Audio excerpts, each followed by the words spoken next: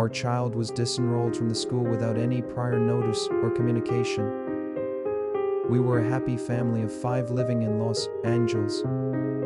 Our 2 sons were 4 and 6 years old, and we enrolled them in Larchmont Charter School, which was considered one of the best schools in LA. We chose this school because we believed in its progressive values, commitment to diversity, and dedication to providing fair and just education. On Thursday, September 19, 2024, during recess, our child was brutally attacked by more than 6 white students in a group assault. Terrified, our child tried to escape and hide, but they found him, grabbed both of his hands, and beat him collectively. They trapped him inside a hula hoop and shook it violently. According to our son, there were so many students hitting him that he couldn't even process what was happening. Despite this, throughout the entire recess period, there were no staff members or teachers present to supervise the area. In the end, all that remained was a horrific case of school bullying and group violence. The school's response to this incident was truly shocking. The first time I met the principal on the playground, she mockingly imitated my child's ptosis, exaggerating his smaller eye in a foolish manner. Then, to my disbelief, she said to me, "Your son can't speak English well and has trouble communicating. How am I supposed to help him?" Her words were both offensive and deeply disturbing. The school did not conduct the investigation in a public and transparent manner. The UCP investigation was carried out internally by Larchmont Charter School itself, rather than by an independent third party, because the school is not part of LAUSD. They did not even interview the victim but only spoke with the perpetrators and school officials, ultimately dismissing the incident as a typical conflict between students. Throughout this process, the school told numerous lies. The school has a recorded video of the incident that occurred that day. We requested to see it, but the school refused our request. The school promised to review the video and provide a documented timeline of what happened.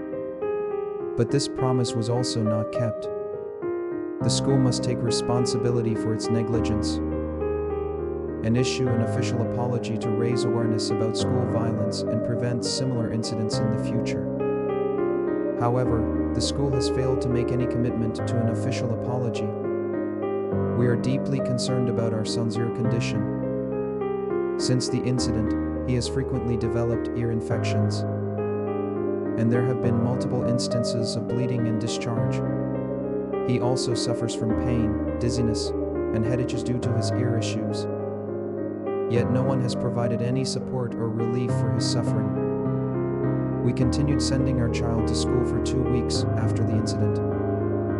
However, the school failed to separate the perpetrators, which only deepened our child's pain and trauma. Every time we approached the school, our child would break down in tears. As a result of this distress, our child was diagnosed with PTSD. Even now, they wake up alone in the middle of the night, crying out in fear, and experience panic symptoms in crowded places. This immense suffering has devastated our family.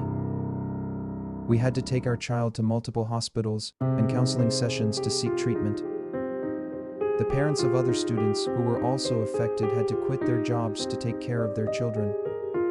The overwhelming stress of this situation also forced me to seek psychiatric counseling. It was not just our child who suffered, our entire family had to bear this pain. Yet, despite everything we have endured, no one has taken responsibility for this incident. We discovered one day that our children had been completely removed from the school system. To our shock, we learned that the school had forcibly disenrolled them without any notice or communication. We resisted this injustice, and through our fight, we came to realize that there were many other victims of school violence just like us. We love our school. That is precisely why we wanted it to do the right thing and uphold its values.